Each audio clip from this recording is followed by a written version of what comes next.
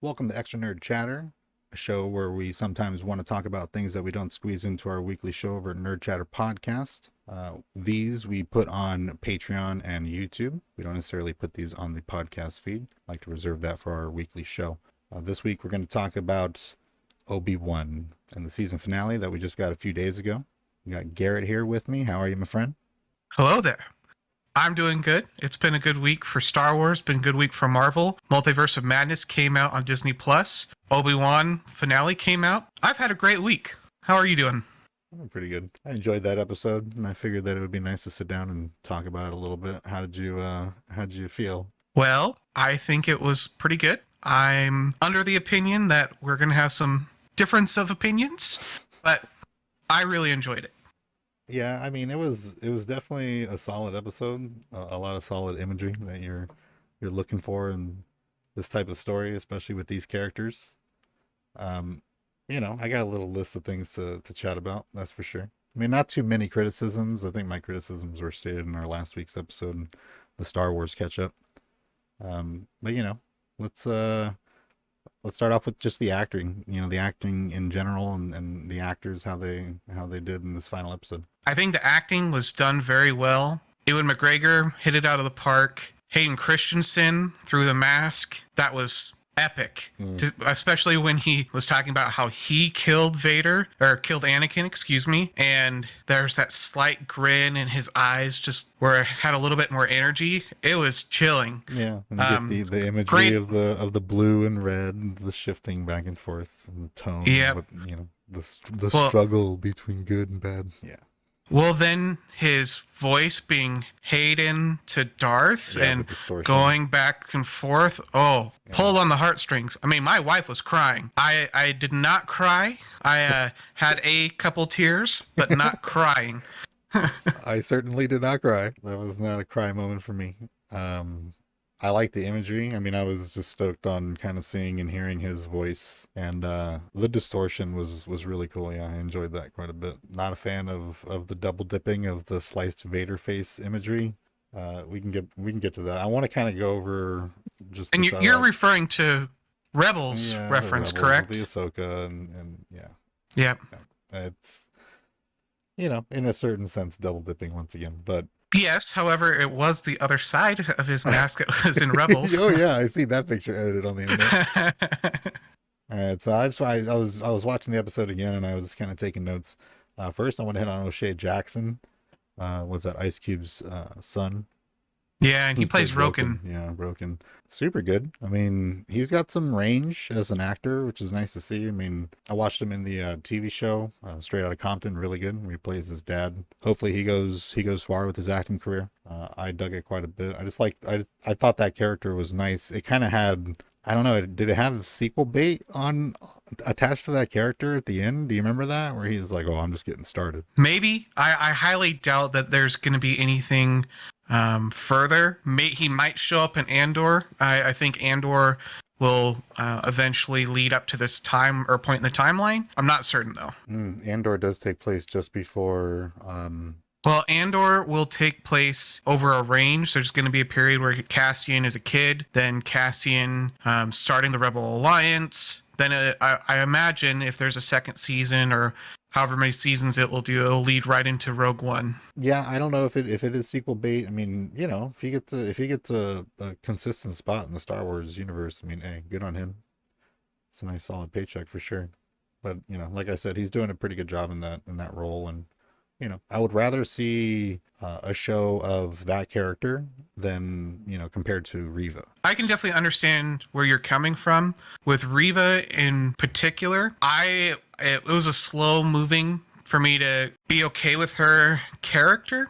As the show progressed, then the more we learned out about her backstory and just her in general, I began to like the character a little bit. I do feel like in this last episode, they could have used her in a different sense. I just want to talk about it right now. She goes to Luke after she magically survives, holding to on with that will to live through revenge. Yes, that very And- literal line that was stated at the end of that episode. Yes. Yeah, and we know Luke lives. There's no Yeah, there's no buildup of tension there. It's like, okay, we'll get to the Yeah, point. there's no tension. It's like, oh yeah, like Luke Where? How might did get a she find bonk on out? the head. Where? Why is she going to kill Luke? Does she know that it's Vader's son? I don't think she knows that it's Vader's son. Obi-Wan's little transmitter was dropped on their leaving from Jabin, and it had Senator Organa's message in chunks as it was broken. And I don't remember hearing that it was Anakin's kids. It was the kids. She may have pieced it together, I was just but trying to grasp. I was like, okay, what? I was like, now it feels like this character's story is over, but now she's all of a sudden on her own revenge story where she's gonna go chase after Luke all of a sudden, and then you get this I mean, we talk about it now. The Uncle Owen, Aunt Beru whipping out rifles. Just, I knew this day would come, and then like kicking over a planter or whatever, and then pulling out guns in like your very comedic way. It's like, you know, time to go kick some ass. Just that really cliche. It was so weird, like why that story was being told, and then the resolution afterwards wasn't very gratifying. yeah.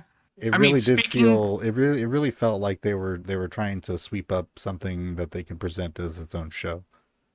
yeah, and I think as far as the blasters coming out of the wall and behind the planters, I mean, they're in the Dune Sea practically. They get raided by Tuskens.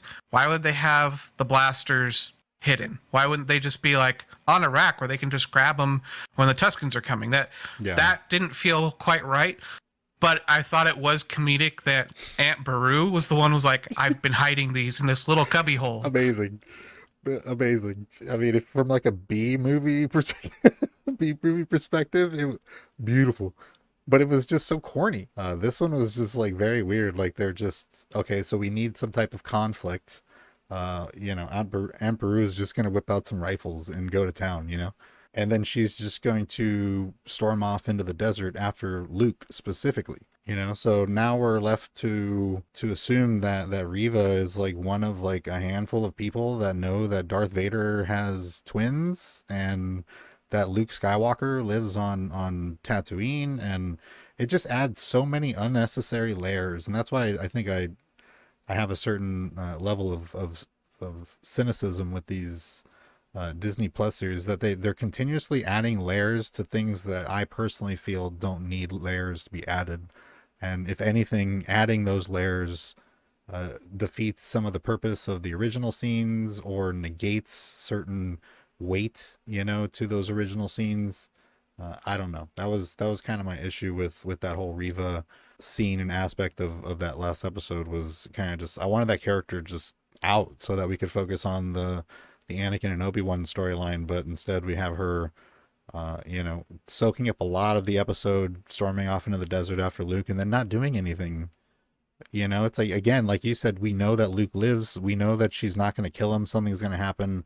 Anything that, aside from her choosing not to kill him, any other outcome would have been super corny, right? Like, Yeah. Tuskens come out of nowhere and knock her out, and then the kid runs off. Super lame. Like Aunt Beru shows up with two rifles, takes out Riva like nothing, and then saves Luke. Like, super corny. There's so many, like they wrote themselves into like this corner where the ending was going to be kind of lame on that sense. Yeah. I really wish they used Riva, and if they were going to have her in the last episode, I really wish that it wasn't something tied to something we know. So maybe it was going to another planet, or she goes and finds Roken and like is holding Roken hostage. I think that would have added a lot more gravity to the situation. Whereas what we got, there was no threat to the story other than, oh, Riva is kind of redeemed. She goes off and is done with the Obi-Wan and Anakin story. But it's just, I don't know. I couldn't pin down her motivation for what she was doing. Like, after a certain point, I was like, okay, so she's choosing to ignore Obi-Wan's offer to help her, because she needs him essentially as bait. Okay, so then she gets stabbed, and she's still like pissed off at Obi-Wan and everything to do with those people, you know, in that realm. Like I would assume that she would take like a 90-degree turn, and then now she has her established backstory. You know, she has her established motivation. She hates Vader, and now she's going to go heal. And you know, she's not on the good side. She's not on the bad side. She's out for revenge. You know, and Yeah. you would have had, okay, it's like now we can start a story with this character that may work. You know, you have an aggressive version of Ahsoka type character, you know, where she's neither side, but she's doing things her way, and it's not necessarily good or bad. Yeah, I do think that if we read between the lines, that she may have pieced together that Luke is Anakin's son, and like Anakin, for the most part, killed her, who she was as a youngling, and turned her into an Inquisitor eventually. So I feel like that change in her is what she was wanting to do to Luke. If we're reading between the lines, and if that was actually her motivation, I don't know. I'm not the writer. I don't know what the writers were thinking behind that. So for However, clarification, real quick on so I understand, Inquisitors, I thought they were like handpicked by Vader to be trained. for the most part, yes. Was Riva taken when in the temple, or was she left to die and then she went and applied for the Inquisitors? She probably didn't apply, but what probably happened is she lived from the temple, then started to seek out help, or who knows how, but I'm assuming based on context that they picked her up from the gutters. I mean, their Grand Inquisitor says that at one point in the show, that maybe they picked her up at the temple when she was still alive after getting poked, and that was her test, so to speak, of entrance into the Inquisitorius. I don't know, like if that's written that way to where it's left ambiguous for you to like assume that there's this dramatic storyline that they're going to make in the future to tie all this together as to how, I mean, either Anakin poked the shit out of her and she was left to die as a youngling, you know, or she was taken and somehow assumed that Vader didn't know who she was, you know. So it's like you have some really like big loose ends in regards to how she got where she is. And Well, we do know that Vader know who she was. He says, yes, I know. youngling to her. That's like, what I'm saying is like, but her assumption was that he didn't. And Yeah. my thing is based on the information that you're given in the show is where, how, like if he killed her or thought he killed her and she survived, that means that they had to go intentionally seek her out, meaning they have to know something about her, where she's from, all, you know, all that stuff. So it's like, already the character is kind of like dense in the sense that, you know, she's not on guard with that. Like she thinks that she's fooling all these people and stuff. And you know, if she was taken, then it's like that negates everything. And I could have swore, I mean, I'm you know, I was all over the place, you know, I got the baby and all that stuff, but I thought she said that they took her. I don't remember that being said. Yeah, I don't know. However, I mean, there's certain, I mean, it might have been another character, but you know. Yeah, that could be the case, but it doesn't mean that she didn't go seeking the Inquisitors, because if she knew that was tied to Vader, I mean, that would be a logical flow of at least thought process where she will have an opportunity to be close to Vader and kill him. Well, try to kill him. That's just a thought. I mean, yeah, I mean, I get it. I know why they fell into place the way they did. I know that in the context of the show, that's like a dramatic moment and all that, but it does seem like they're pulling that out of nowhere to fabricate this, you know, this moment. And then they're just planning on explaining it later, or, you know, like we already know that she's most likely going to get her own show, which is probably what the show will be, a significant number of flashbacks, you know, where she's working her way up and how she got there and how she convinced, you know, air quote, the Empire that she wasn't, you know, a victim of Order 66. Yeah.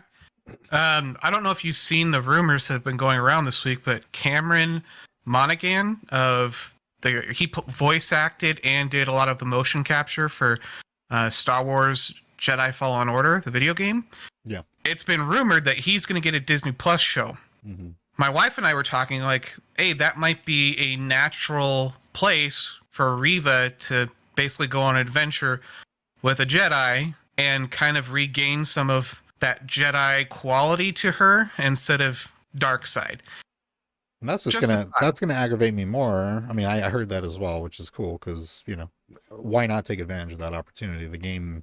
I mean, he doesn't give off like strong like Jedi vibes. I don't know like how to say it. He just kind of looks like a normal guy in the game with the appropriate attire and a lightsaber. You can get behind it because the character is pretty good, and then it's acted well, and the game is really good. But I was like, well, if you got the actor and you did a likeness, 100% likeness, then you might as well just give him something. Put him in one of these movies or utilize that while you can. Yeah.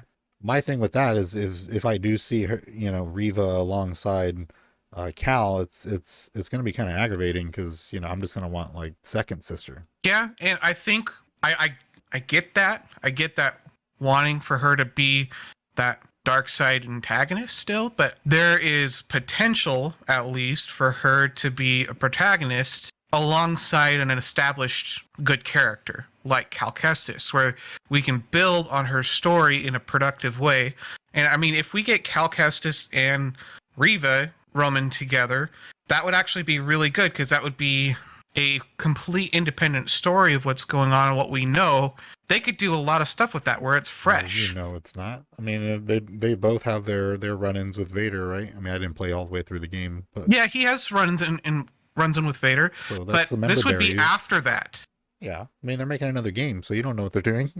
He could be just like more Vader, Obi-Wan cameo. Have him go to Tatooine, home base Tatooine. I highly doubt that there will be another Vader scene with Cal Kestis unless they kill Cal. I think Vader would be the perfect person to do that. I don't think any of the Inquisitors are fit for that role, but who knows? I could be wrong. You could be right. Whatever. We'll see her back one way or another, and I just feel personally that the way they handled that character in the final episode was just kind of unnecessary and soaked up a lot of time. And by the end of it, was just kind of aggravating. It just wasn't satisfying. Yeah, there was no gratification from seeing her come to terms with the fact that she can't kill this child. It's like, all right, like we know that you weren't going to kill the child. Like, get to it. Like if the people producing it should have been aware that all of this time is being wasted because you, the audience, know that she's not going to do what she's going to do. So it was kind of lame. But I don't want to get too much on it. We'll talk about Riva as more of her content comes out over time. But as of right now, I wasn't very satisfied. Yeah, that's completely fair. So what did you think about the sleeveless robe? Is that a Jedi robe? Did you see that? You know what I'm talking about? Obi-Wan's I robe? do know what you're talking about at the very end, right? No, it's all the way through if you look, but he has a new one at the end. The one at the beginning, I mean, it may have been his previous Jedi robe. It may have been just a robe in general. Yeah. I'm indifferent. I mean, however, the I one at the end, it is a direct reference to one of the Star Wars comics that have come out in the last few years. And he looks exactly like, or not exactly, but very close to what Obi-Wan in the comics looked like with the goggles and the Opie and everything. Oh, really? Yeah. Oh, I didn't see any of that content. It looked brand new. Just pulled it out of the box. That tunic was so white. I was like, okay, so he's got some new duds. He's got his haircut, whatever. Cool. And it was just more noticeable in that scene. I was like, is that a Jedi robe that he's wearing? Why doesn't it have sleeves? And then I realized on the rewatch that he's never had sleeves on the robe. Maybe in the earlier seasons, but it's not a Jedi robe, I guess. But that was throwing me off. It was kind of distracting. I was like, I've never seen that before. I've never seen a robe vest before. Oh yeah, so you just posted a picture here in Discord of the comic book. Yeah, it looks like him. Looks pretty good. Yeah. So, I mean, I think there's going to be, this is a direct reference to this comic book of where he's going from here. Yeah. I mean, that is obviously a Jedi robe with the sleeves torn off that I'm looking at in that picture, but it looked a little more prim and proper in the show, like it was manufactured that way. And that's why it looked weird, because it didn't look like his Jedi robe that was damaged. It looked like it was like, oh, they just have robes with no sleeves? That's weird, but whatever. And then all the rationalization, it's like, well, Tatooine, sandy place, maybe it's just common. Everybody has some type of hood, so I'll deal with it. But That was a minor Yeah. nitpick that my brain shouldn't have even shouldn't even have focused on, but it did. No worries. So we talked about Uncle Owen whipping out the guns and Reva, and definitely had to get on the sleeveless robe. So let's talk about Obi-Wan leaving the transport and going down to that planet. I don't know what that planet's called, but we knew that Vader was going to follow Obi-Wan because he is complete one-track mind right now. He's pulling the same tactics, or Obi-Wan is pulling the same tactics that we see in that flashback from the previous episodes. And I think that's why I feel like Reva would have been really good to go chase those guys and like catch up with Roken or someone else. So there's actual tension there. But we get this. We get Obi-Wan and then Darth Vader going down to the planet and then the standoff. Yeah, my whole thing with Vader making those decisions, and it's kind of on the nose. Like that he is gonna focus on Obi-Wan, and the fact that he forced the entire Empire to to direct their attention to Obi-Wan, and then have them kind of hang back and watch him get his ass kicked. I don't know. I mean, again, it's one of those things where they're adding layers that I didn't need, and what that adds to me is that there's been an underlying feeling of these officers and ranking officials in the Empire this entire time, that Vader's kind of a screw up. Like he makes impulse decisions, that the decisions are normally bad.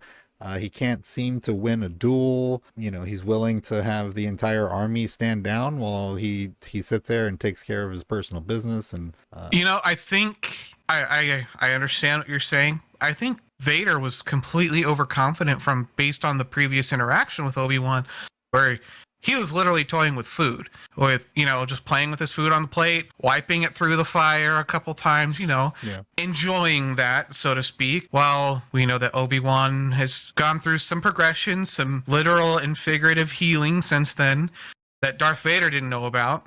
And I think that there's that healing that took place just caught Vader off guard, and that was just a completely overconfident move that 100% backfired. Yeah. I mean, there's no, question as to whether or not Obi-Wan got his mojo back, because he's doing stuff that you've never seen Obi-Wan do before. It's not like a mystery or anything. I'm just saying that, the way that they're adding this general content, the fact that this now happened, right, in the history. So you're watching A New Hope and you see Vader like triumphantly walk in there, just like owning the place, You have this sense of reverence for that character where everybody, they know he knows, what he's doing, and then the good guys are just that good. They keep getting away. But now you're starting to have that, well, I'm saying I'm starting to have that image of Vader as being that general that is just kind of the menace and the looming threat, to now being this nuisance who, it's like Team Rocket. They show up, they lose, and then the good guys get away. Like it's starting to become that now, based on the decisions that these creators are making. And I understand the headspace of the moment when you're making this. You want to make the coolest story and the coolest imagery for the fans.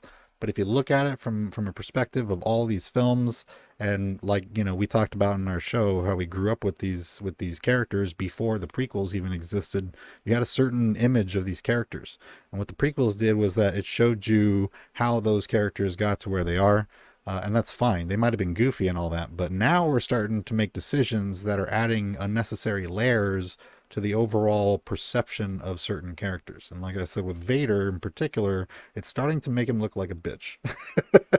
That's why he gets his face sliced up a lot by people that you would assume, Vader is stronger, but not necessarily the case, and you want to rationalize it like, oh, like the emotion and the feeling, he got his force back and all this and all that. But from a perspective of creating these stories and harboring a certain vibe and feeling for these characters, they're sacrificing a lot. And like, that's, to me, it's just another loss under Vader's belt in the grand scheme of his story, which is, not the most suitable way that I would have preferred them to go with it. Yes and no. I think, you're talking about layers being added. I definitely see it as more of depth being added, where it's not just things on top. We're building things that truly build the character. With Darth Vader, we see him over and over try hard, and he fails, and he's not learning from past mistakes. We see that in the flashback. We see that literally all the way through. He's not learning from his mistakes, and now he's starting to realize what that's doing to him. And I'm pretty sure we're going to see either in comic form or, I mean, we have seen it in the comic form where he gets chewed out by the Emperor for doing that type of stuff, and he has to tone it back. With A New Hope, it is heavily hinted that, you know, the good guys didn't just get away. There's a tracker on them, and so they knew where things were going. And I think Obi-Wan or Darth Vader was still just so focused on Kenobi that he didn't care if Luke and Leia left. You know? Yeah, I know it's supposed to be a pivotal moment at the end of that episode, the last scene that you see with Vader where he's sitting on his throne, you know, and he's talking to Palpy. We'll talk about Palpy. I love to see him. You know, I serve only you, and then you get the epic music swell, and then, you know, that was my question that I have written down too. Is that like a cleanup, you know, because in the first movie, you know, he's looking for Princess Leia, he's looking for the rebels. You know, he's trying to get the information for the Death Star. It's just that's what that scene came off to me. It was like they were like, okay, yes, my bad. I shouldn't be focusing on Obi-Wan. I'll do what you say. Yeah. I you know, like I said, certain details I skimp out on. I was just kind of like under the impression that Vader at some point stepped foot on Tatooine. Again, I'm having a hard time remembering even where that hangar was where he grabbed onto the ship. But yeah, like overall, it's just I took that last scene with the Vader, you know, talking, that it was going to be kind of a cleanup as to where he ended up in Rogue One, his job in those movies, following, and why he wasn't focusing on Obi-Wan anymore. I mean, 100%. I mean, Vader should never have been focusing on Obi-Wan. It should have been focusing on whatever the Emperor wanted him to focus on, which the Emperor rightfully so says, you need to forget your past. You need to like focus on me, essentially. Yeah. And from that point forward, we see him doing that until he sees Obi-Wan again in the Death Star, and he's like, oh, I got to go take care of this. I have unfinished business. Yeah. One-track mind. Yeah. Let's talk about Palpy. You love to see him. Yes. I mean, it looked like Empire Strikes Back. Yes. That hologram of him. I felt that was well done. They did his hologram almost exactly like they did for the edits of Empire Strikes Back. And so not the chimp eye, but the kind of squinty, kind of still mysterious. Kind of like, it was like lazy cosmetics, which is nice because that's what it was in the original films. I mean, it wasn't lazy. It was just what technology they had. Yeah. And so, I mean, it felt natural for what we know of Star Wars and in the universe. I liked it. I'm talking about like current day ability. Like these people are absolutely insane when it comes to these cosmetics. And it was nice to see that, you know, they intentionally kind of left it cheap because that's just how it was in those re-edits originally. I like that. I was like, oh, look at Palpy. Look at him. Yeah. Look at him. Well, it definitely felt intentional and not like and not like accidentally lazy or you know, out of budget. It was done that way to match the aesthetic moving there, or that we see moving forward. You love seeing Ian. I love every performance of the man. He's the greatest character in Star Wars lore ever. Palpatine is my favorite. Vader. No, Palpy. No, Palpy. I like Vader. No, more. It's Palpy, bro. Are you kidding me? Palpy is the best. We will disagree on that. I just love that character. He's just so evil. He's just so. Well, I like that character too. I mean, this is kind of off topic, but have you read the book Darth Plagueis? Actually, I think that's one of them that I like skimmed through. But I would highly recommend either listening to an audiobook of it or picking it up. It is great for building what leads into episode 1, and the dude is nuts. Like, that's completely dark side, crazy. It's epic. Yeah. And what we see moving forward, it just builds so much for episode 1. Before I read that book, episode 1 especially, as an adult, like 10 years ago. And I mean, it just didn't have a lot of depth, but that book adds a lot of depth of what we know of Palpatine and where the story is in episode 1. Yeah, I just got to put that plug in. I want more of those characters just because I like Palpy, but yeah, Darth Plagueis, that whole story, the character is just such a weird looking character too, and from what you've seen of him, there's not much, but yeah, Ooh, I Darth mean, Plagueis? yeah, yeah, yeah. I mean, he's immune if that's what they do in canon. Well, his appearance is not canon. He is obviously referenced multiple times, Hmm. but we never see him in canon Yeah, to physically, date. yeah. That's why I say you kind of go off of like what is floating out there, and there's a consistent Yeah. basis, and regardless that species is sick. Yes. Would love to see characters like that. That's why kind of me. I like that pre-Republic and old Republic type of storytelling where you get these interesting characters and stuff like that. Yeah. Super super happy to see Palpy. I love seeing Ian come back, and he's always just so enthusiastic and respectful. A true G. Yep. What did you think of that last appearance of good old Jimmy Smits? Oh, Jimmy. That's just he's always kind of felt like out of place for some reason, even in like the original prequels. But I like Jimmy Smith, so it's just a nice cameo to see him pop up. I mean, they had to Yeah. have recorded that on the same day. They had to have What do you mean? like because he's standing in the exact same spot doing the exact same thing that the first time that they talked, right? Possibly. Like when you're introduced to those characters in the series, they're standing on that same platform in those same spots, and they're having a different set of dialogue, but it was kind of like who were they welcoming the first time? Family members of some sort. Yeah, so like it's like damn, they just have Jimmy for a day and they just they crammed all his lines in. It's like go Well, change they change your must have clothes. had him for more than a day because we see him like on Alderaan, then we see him travel to Tatooine and show up in little Mm-hmm. Obi-Wan's cave. Mm-hmm. Yeah, a couple days of filming for Jimmy Smith's some decent money. Good to see him getting some work. Yeah. So let me ask you this. What are your thoughts on when Obi-Wan gets trapped by all the rocks? He's completely buried, and then he like has those thoughts running through his head and is able to get himself out.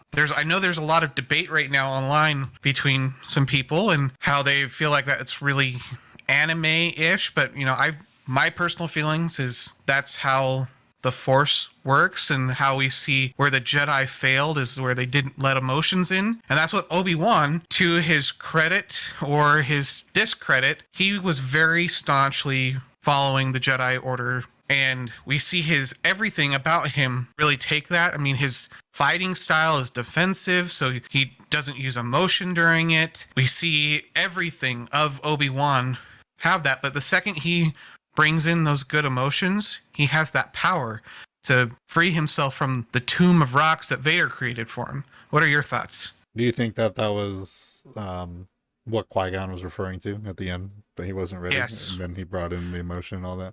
So it's at the Yes. underlying layer that Qui-Gon, him being one of the more defiant of the Jedi, that was one of his issues, is that he utilized emotion. And always in episode 1, he says multiple times, be mindful of your emotions. He's not saying don't have emotions, it's be mindful of them. Have them. Obviously, keep them in track so you don't have anger and hatred and dark side stuff, Yeah. but have them, be mindful of them. And that's the first time we really see Obi-Wan, other than the outburst in episode 1, where he like jumps out of the little plasma chamber and then chops Darth Maul in half. Yeah. Super, super aggro about not seeing Darth Maul or having any references to Darth Maul, but whatever. Oh, we will have that Yeah, eventually in everybody says canon. that. We will have that. We will have that. We will have that. Of course, it's Star Wars. They're gonna be around for 100 years, but I wanted Yep. it now. My thing with the Rock. I mean, I was just thinking Spider-Man: Homecoming. I mean, which was also a rip from the Spider-Man comics. It was just the same thing, trapped under rubble. The memories and thoughts. Give him the power to escape. Yeah. I didn't have any problem with it. I mean, I actually didn't. I didn't receive that layer of deepness when I watched it, of him bringing in emotion and allowing that to evolve his Jedi, training and to reach that next level. I didn't see. I just saw it as he had his mojo back, and we see Ray levitate a bunch of rocks in the new movies. So it was a scene. He got out, and it allowed the fight to continue. That's kind of what I got Yeah. from it. But you saying that, yeah, I could see that, and then that added layer with Qui-Gon, if that is the case, doesn't come off as cheap like all the other added layers that's thrown in through different decisions and stuff. That one doesn't bother me very much because that makes sense because every character after that doesn't follow the old Jedi way of blocking out your emotions and all that stuff. So yeah, that one sits right. That's fine. Yeah. And with Qui-Gon, what do you think of his appearance? I loved it. It took me right back to episode 1, and it was just like, okay, one of my favorite Jedi is here in canon again. Force Ghost, but he's here again. He looked good too. Oh, it was He looked really good. exactly like him. Yeah. I mean, I don't know if they did any de-aging on him or what type of processing they did I don't know. for the footage, but The Amish beard going on, Yeah. it's like everything looked good. It's like, damn, whoever did that facial makeup is like, the hair looks Yep. like perfect. I loved it. It was nice to see Qui-Gon back. I hope that we see some shenanigans with Force Ghost, Qui-Gon, and Obi-Wan in the future, whether it's comic or through a TV show or Disney Plus, whatever. I think that would be fun as long as it wasn't abused. I mean, the way he looked, I mean, you could just make a Qui-Gon series before he takes on Obi-Wan, where he's out doing Jedi stuff, and like, that'd be cool. I'd be down for that. You know that they're doing that with an animated shot, right? Yeah, I know God, I saw that a wallpaper of different Disney properties. The Ryan Johnson one, I'm personally offended at. The Ryan Johnson trilogy being on that still just it offends me to my core. I Like, don't how think it's dare going to they? happen. I mean, It's they're been talking about delayed it way and too delayed long. and delayed and delayed. I don't think it's going to happen. I mean, If it does, I think it'll be after Kathleen Kennedy leaves Lucasfilm, and either he'll be honed in quite a bit, or they'll just cancel it at that point. I mean, these Twitter troopers will tell you that it's because Knives Out, Knives Out 2, and that he's got a busy schedule, and that all hail Ryan Johnson, and that he will have his second coming.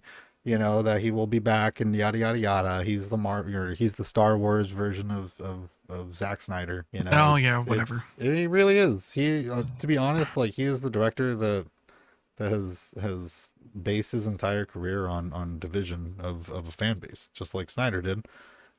Which we'll talk about next week on the next episode of the Nerd Chatter podcast. But I'm unfathomable as to how they could just be like, yeah, let's just give him a series. It's definitely it's gonna go over fine.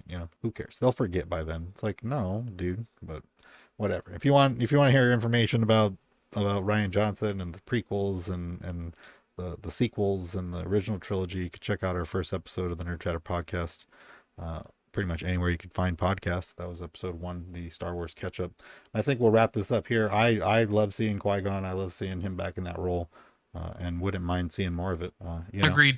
It was a pretty solid episode. The season was way too short. What the hell? But we got what we needed, and that was some pretty cool lightsaber fights. Yeah, I really like lightsaber fights, especially, I mean, both of the two main lightsaber fights between Darth Vader and Obi-Wan, I felt were on point. Where, I mean, like I said multiple times now, that we have Darth Vader playing with his food, then we have this almost match of who they once were going at it again. Obviously, it wasn't to the epicness of episode 3, Revenge of the Sith, but it was still really good.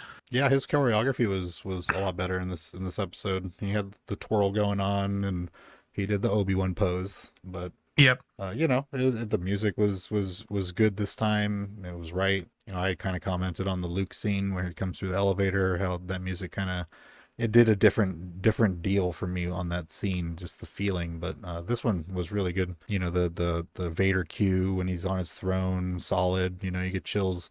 The scene on the bridge of the Star Destroyer, perfect. Like, it took you back to those original films. So there was definitely some good stuff. Overall, personally, I enjoyed the show. Some things that were done that I'm not a fan of, but all in all, I'll take it for sure. I'm definitely a fan of this show. I felt like it could have been a couple episodes longer, have a little more stuff with the Path and Roken and all of those characters that we didn't, I feel like got rushed. I think that would have been really good to have that, but Yeah. I'm happy with what we got. It felt like a satisfying overall close to the season. If there's no more seasons, I'm okay with that. I'm just happy. Yeah. So we'll end the conversation there. Again, this was the extra nerd chatter, little segment that we're going to throw up on Patreon first. If you haven't already done so, you can check that out. Head on over there. I think it's Nerd Chatter Podcast at Patreon. Links in the description. But like I said, these shows will be a little bit extra conversations of things that we couldn't, hit on in our weekly show. And since we're doing these catch-up series with Star Wars and MCU and DC and probably Harry Potter, we don't have the opportunity to come back and hit on certain points in our weekly show. But we're going to go ahead and end it there. Like I said, you can find the Nerd Chatter podcast, which comes out every weekend, sometimes on Mondays, depending on our schedules.